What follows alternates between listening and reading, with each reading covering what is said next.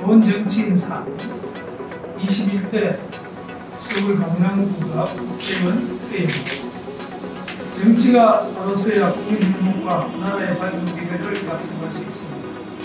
대한민국과 국민을 위해 열과 성을 다하는 좋은 정치인을 선정하여 표상으로 삼고자 합니다. 기한은 평소 시민사회와 적극적으로 소통하면서 자유롭고 정의로운 대한민국의 발전과 시민사회 육성을 위해 노력하였기에 12개 분야 252개의 시민사회단체들이 공동으로 좋은 정치인상을 2020년 12월 30일 시민사회단체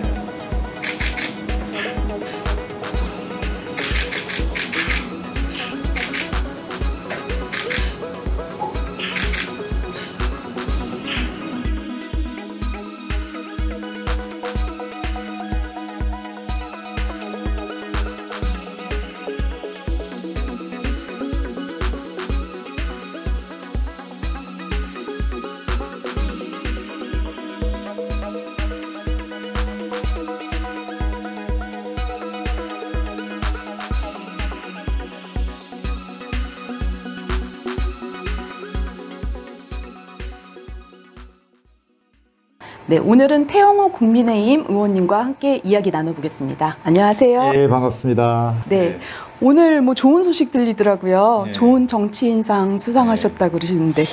이거 정말 저도 아주 가분한 상을 이제 전 수상했다고 저는 생각하는데 시민단체들하고 소통을 많이 하고 또 우리 자유롭고 정의로운 대한민국을 세우기 위해서 헌신하는 정치인들에게 주는 상이라고 제가 알고 있습니다. 그런데 지난해 4월 10일 제가 국회의원으로 당선된 이후 별로 뭐 뚜렷하게 한 것도 없는데 이런 정치인상을 바꿔보니까 정말 올해는 더 잘해서 우리 대한민국이 세계에서 가장 자유롭고 민주적이고 정의로운 나라를 만드는데 제 적은 힘이나마 버텨야 되겠다. 그런 사명감을 더욱 느끼게 됩니다. 아, 네, 그러시군요. 네, 너무 축하드립니다. 네, 감사합니다. 네, 그럼 혹시 이제 최근에 오늘 발표 났어요. 네. 북한이 이제 김정은 국무위원장을 노동당 총비서로 추대했다는 발표가 있어서 다들 놀랐는데 네. 혹시 거기에 뭐 숨은 의도 뭐 있나요? 우리가 이게 그 총비서와 위원장 이 두 가지 이제 당 직함이 북한에 있는데 우리가 좀 역사적으로 좀 고찰해 볼 필요가 있습니다.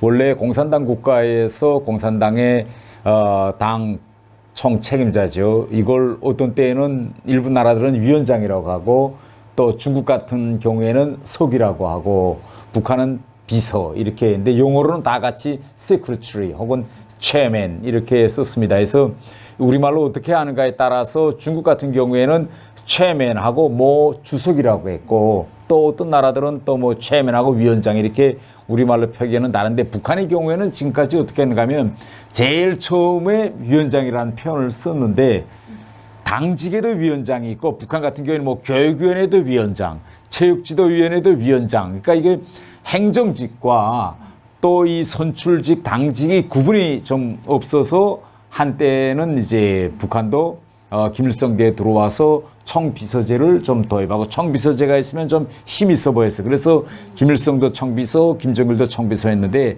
김정은 대에 와서 자기 할아버지나 아버지와는 좀 다른 타이틀을 가지고 싶다 해서 위원장을 했는데 해본에 또 위원장도 별로예요. 그래서 다시 자기 할아버지나 아버지가 쓰던 그런 총비서제 말하자면 별로 의미는 없지만은 어쨌든 그런 당 그 직함을 다시 복원했다 이렇게 볼 수 있겠습니다. 예, 그러면 또 이제 김여정 노동당 그 제1부부장이 정치국 그 후보위원 명단에서 빠졌고 뭐 이제 당 부장에서도 이름 빠졌다고 그러는데 이거는 또 어떻게 해석을 해야 되는 건지. 네, 이건 좀 두 가지 각도에서 우리가 볼 수 있다고 생각합니다. 이번에 당대회를 열면서 김정은이가 개회사에서 뭐라고 말했는가 하면 이번 당대회는 지난 4년간의 북한 당이 한 일을 엄정청화하겠다. 엄정청화라는 표현을 썼습니다. 그러면 일을 잘한 사람은 당연히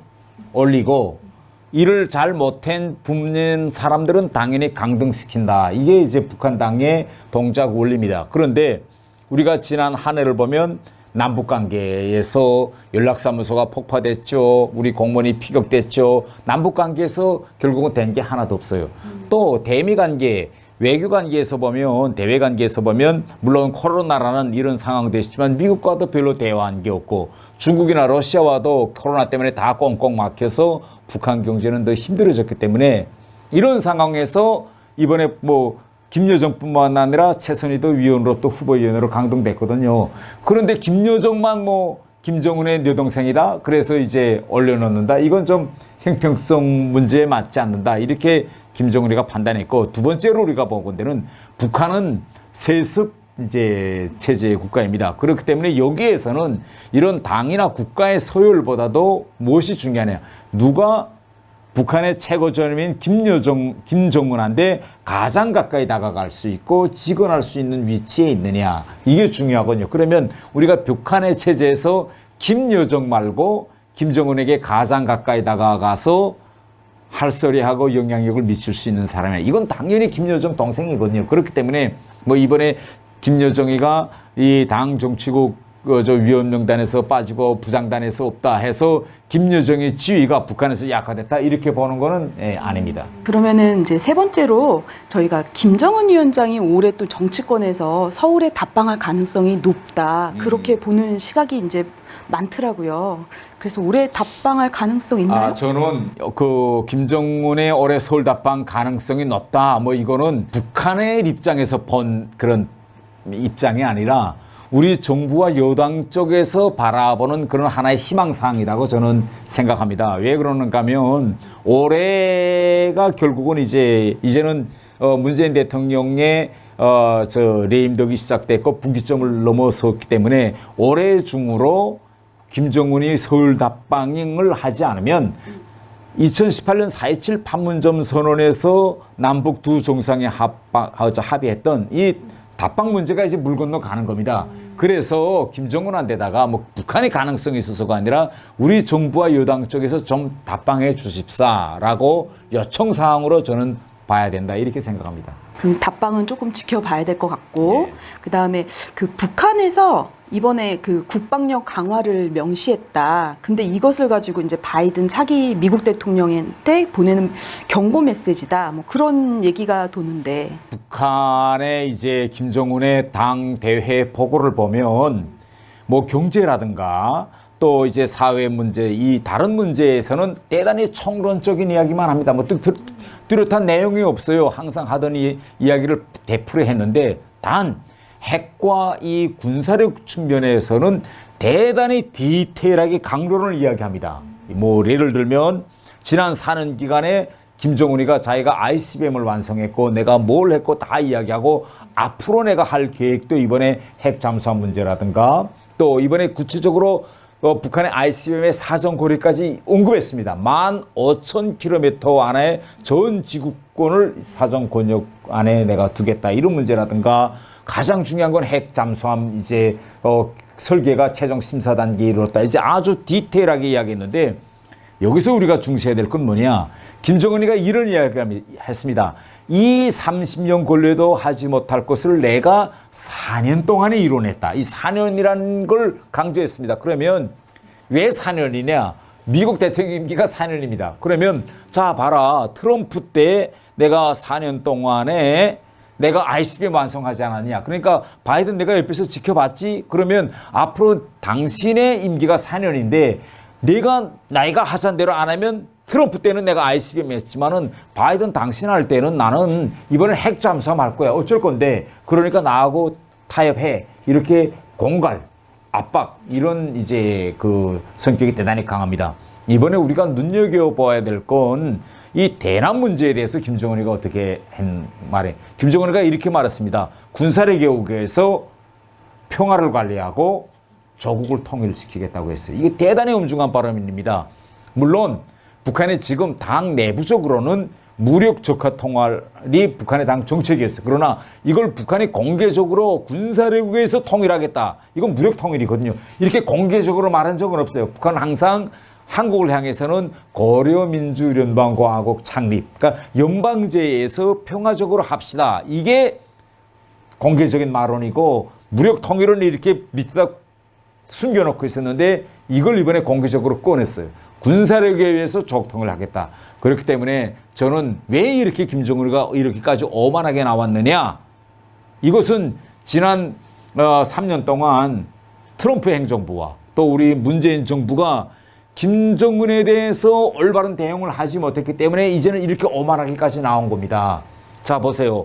미국하고 앞으로 대화를 해야 될 김정은이 바이든을 향해서 미국을 향해서 뭐라고 이야기하느냐. 나는 미국과의 대화 목적이 미국을 제압하고 굴복시키는 거다. 이렇게 이야기합니다. 아니 세상에 대화에 나가면서 야, 너 굴복시키는 게 내 대화 목적이고 너와의 관계 목적이야. 이렇게 이야기하는 게 이건 대단히 어마무리하고 또 우리 한국을 향해서도 한국 정부가 남북 합의를 이행하는 것만큼 상대해 주겠다. 이런 어마무리한 발언을 했습니다. 그래서 저는 지금까지 트럼프 행정부와 문재인 정부의 대북 정책을 우리가 다시 한번 면밀히 들여다보고 이제부터는 우리가 진짜 원칙성 있는 대응을 해야 될 때입니다.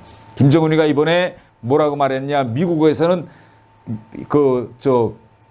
김정은이가 선에는 선으로 강에는 강으로 대하겠다. 또 우리를 보고는 합의를 이행하는 것만큼 상대해 주겠다. 그러면 우리도 김정은에게 똑같이 김정은에게 강에는 강으로 우리가 대응하고 선에는 선으로 대하겠다. 그리고 김정은이가 남북 합의를 이행하는 것만큼 상대해 주겠다고 했으면 우리 문재인 정부도 김정은이 보고 내가 약속한 비핵화 합의를 이행하는 것만큼 우리도 너를 상대해 주겠다. 이렇게 상호주의로 철저히 가야 된다. 그렇지 않고 북한을 향한 그런 희망적인 상황을 가지고 북한이 뭐라고 하든 머리 숙이고 북한을 바라보는 이런 정책은 이제는 우리가 거둬낼 때가 되었다. 저는 이렇게 생각합니다. 그러게요. 원칙이 굉장히 중요하다고 생각을 하는 건 맞는 것 같고요. 혹시 그러면 북한이 핵무기를 포기할 수 있다고 생각을 하시나요? 김정은 체제와 핵무기는 같이 봐야 합니다. 우리가 일반적으로 희망사항처럼 우리가 김정은을 잘 해주고 우리가 이제 북한에 많은 것 이제 그 지원을 해주면 핵무기를 포기할 수 있지 않을까 이렇게 생각하는데 그렇게 쉽게 포기할 거면 지난 수십 년 동안 왜 북한이 핵을 만들었으며 또 수십만의 아사가 일어나는 속에서도 핵 개발을 멈추지 않았습니다. 또 우리 문재인 정부는 지난 3년 동안 계속 국민들을 향해서 북한의 비핵화 의지가 있다. 김정은은 핵을 포기할 거라는 걸 끊임없이 이야기했는데 이번에 김정은이가 공개적으로 이야기했어요. 나는 지난 4년 동안 핵 개발을 멈추지 않았다. 멈추지 않고 그냥 했다 이거예요. 그러니까 결국 우리가 속혔다는 것이 이번에 만천하에 드러났습니다. 그렇기 때문에 이제는 우리 정부와 여당이 현실을 직시하고 현실을 좀 인정할 때가 되지 않았느냐 저는 이렇게 생각합니다. 통일에 대해서 혹시 어떻게 생각하는지 여쭤보고 싶은데. 네, 저는 이제 그 북한이 이러한 핵무력 고도화로서 통일이 이제 쉽지는 않을 거다 이렇게 생각하고 또 갑자기 뭐 북한이 붕괴되거나 이런 갑작스러운 통일도 이루어지지 않을 겁니다. 대단히 우리는 장기적으로 이 문제를 봐야 됩니다. 그러면 어떤 때 통일이 가능하냐? 저는 생리적 변화만이 통일의 답이라고 생각해요. 왜 생리적 변화인가 하면 지금 북한의 권력을 쥐고 있는 그다음에 이 핵심층은 다 이제 60대, 70대, 50대로부터 60대, 70대 사이 계층입니다. 이 사람들은 잘 변하지 않아요. 그런데 지금 북한의 밀레니얼 세대들은 이념이라든가 이런 데 관심이 없고 오직 현실과 신령, 물질에만 이제 관심이 있습니다. 그래서 앞으로 우리가 향후 10년, 20년 동안 북한에게 우리가 가지고 있는 자유와 민주주의, 이 정의의 가치관을 끊임없이 북한의 새로 난 세대들이 알게 하고 그들이 앞으로 이제 크면 그런 생리적인 변화가 그건 통일로 이루어지고 또 우리 한반도는 앞으로 꼭 통일될 겁니다. 왜 통일될 건가 하면 남과 북을 우리가 비교할 때 이 우리 한국이 가지고 있는 자유와 민주주의 그다음에 시장 경제의 이 흡입력이 너무나 큰 거예요. 여기에 북한이 절대 견딜 수가 없습니다. 그래서 우리 한국에 의한 자유민주주의 체제에 의한 통일은 저는 20년 내는 꼭 이루어질 수 있다. 저는 이렇게 생각합니다. 네, 20년 내. 네. 네. 혹시 이번에 그 대북전단법 그거에 대해서는 어떻게 생각하세요? 저는 이거 대북전단법이 우리 국회에서 통과된 데 대해서 대단히 아쉽게 생각합니다. 우선 첫 번째로서 정부와 여당은 이 대북전단법은 4.27 판문점 선언, 다시 이야기하면 남과 북의 합의를 지키기 위한 거다. 이렇게 이야기하고 있습니다. 그런데 우리가 4.27 판문점 선언의 그 문구 구대를 보면 어떻게 되어 있느냐. 군사분계선 일대에서의 대북전단과 학성기방성 중지입니다. 군사분계선이라고 장소를 찍었어요. 그리고 금지도 전단입니다. 그런데 이번 우리가 대북전단 금지법 보면 장소를 군사분계선뿐만 아니라 삼국을 통한 단순 이동으로 넓혀놨습니다. 대단히 애매해요. 그 다음에 남과 북의 김정은과 문재인 대통령이 합의한 건 전단인데 이번에 전단 등이란 등자를 이어놓고 전단, USB, 각종 이제 출판 인쇄물 지어 더 나아가서 재산상 가치까지 재산상 가치까지 다 이어놨습니다. 그러니까 이거는 남북 합의에 따른 조치다라고 볼 수 없고 남북 합의 그 이상으로 비하겠습니다. 두 번째는 지금 정부와 여당이 이야기하는 게 뭔가 하면 휴전선 일대의 120만 명의 접견 지역 주민들의 생명과 안전을 위한 법이다. 이렇게 지금 이야기하고 있습니다. 그러면 지금까지 대한민국의 접경 지역의 120만 명의 주민들의 생명 안전을 지킬 수 있는 법이 없다는 걸 의미하잖아요. 이건 법에 맞지 않는 겁니다. 왜? 우리는 지금까지 대한민국 120만 명의 접경 지역 주민들을 강력한 군사력으로서 그들의 생명 안전을 보호했고 그들에게 위해를 가하려면 그것을 사전에 제지할 수 있는 경찰관 집행법이라는 게 다 있었습니다. 있었기 때문에 지난 4월 김여정이가 대북전단 날리지 마라 라고 한 이후부터 대북전단 하나도 날리지 못했습니다. 왜? 법이 있기 때문에 법으로 통제한 거예요. 문제는 뭐냐? 바로 현행법을 가지고 할 수도 있는 것을 특별법을 만드는 건 이건 과잉 입법 조치입니다. 법을 가지고 필요한데 특별법을 만들었다. 두 번째로서는 이렇게 특별법으로서 이미 있는 존재하고 있는 법이 있음에도 불구하고 새로운 법을 만들 때에는 이러한 법이 과연 필요할까 말까, 이 법을 통해서 우리 자유와 그런 의사표현이 제약받느냐 안 받느냐, 이 헌법적 가치관에서 들여다볼 때에 의하면 이거는 대단히 맞지 않는 이 법이기 때문에 이건 과잉 입법이라고 우리가 볼 수 있습니다. 마지막으로 가장 중요한 문제는 뭔가 하면 이건 형법적 견지에서도 법리적으로 맞지 않아요. 우리가 형법에서 가장 중요한 문제는 뭔가 하면 누구를 처벌하려고 할 때 과연 이게 처벌하는 것이 옳으냐라는 걸 법리적으로 규정해야 됩니다. 이걸 재형 법정주기라고 하는데, 그러면 이번 법에 모호한 게 뭐냐면 대북전단을 날려서 처벌하는 게 아니라 대북전단을 날려서 그로 통해서 접경 지역 주민들의 생명 안전이 위해를 받았을 때, 말하자면 북한이 김정은이가 반응을 해서 포를 쐈든지 이런 일이 생겼을 때 처벌한다. 그러니까 행동과 처벌이 인과관계가 형성이 잘 안 돼요. 김정은이 가만히 있으면 처벌해, 인과관계가 안 되는 거죠. 그러니까 이게 우리 형법의 일반적인 원칙에도 맞지 않고 여기에 미수범 처벌 조항이 있는데, 보세요. 미수법이라는 거는 행동을 실행을 하지 않고 실행을 하는 계획도 미수범입니다. 그런데 대북전단의 미수범 조항을 였다? 이것은 대단히 우리가 형법에 이제 구체적인 내용을 보도 이게 맞지 않는, 그래서 인과관계에서 맞지 않고 재형 법정주의에도 맞지 않고 형법의 범죄 구성 요소인 구성 요건과 위법성, 책임성 모든 걸 들여다봐도 이건 진짜 맞지 않는 법이에요. 그래서 법 전문가들이 뭐라고 말하는가 하면 이 법이 앞으로 어떻게 적용될까? 결국은 판사에 따라서 이렇게도 적용될 수 있고 저렇게 적용될 수 있는 대단히 애매모호한 법이다. 이렇게 됐어요. 이러니 지금 정부가 뒷북을 치는 게 뭐냐. 통일부가 이 법에 대한 해석 가이드라인을 만들겠습니다 라고 했어요. 아니, 해석 가이드라인까지 만들어서 이 법을 해석해야 된다는 법이라면 이건 정말 잘못된 법이라는 거 알 수 있겠죠. 그런데 더 과가는요, 아직까지 통일부가 법 해석 가이드라인을 만들지 못했어요. 왜? 이거 만들면 자체로 모순에 빠지니까. 그래서 저는 이렇게 절석으로 만들어지고 우리의 헌법의 기본 정신에도 맞지 않으며 또 형법의 가장 중요한 인과관계라든가 또 재형 법정주의 원칙에도 맞지 않는 이런 한심한 법은 빨리 하루빨리 없애버려야 된다. 저는 이렇게 생각합니다. 오늘 명쾌하게 잘 정리를 해주셨습니다. 네, 그럼 21세기 사람 중심의 정치를 말한다. 국민의힘 태영호 의원님과 함께했습니다. 오늘 인터뷰 마치겠습니다. 감사합니다. 새해 복 많이 받으세요.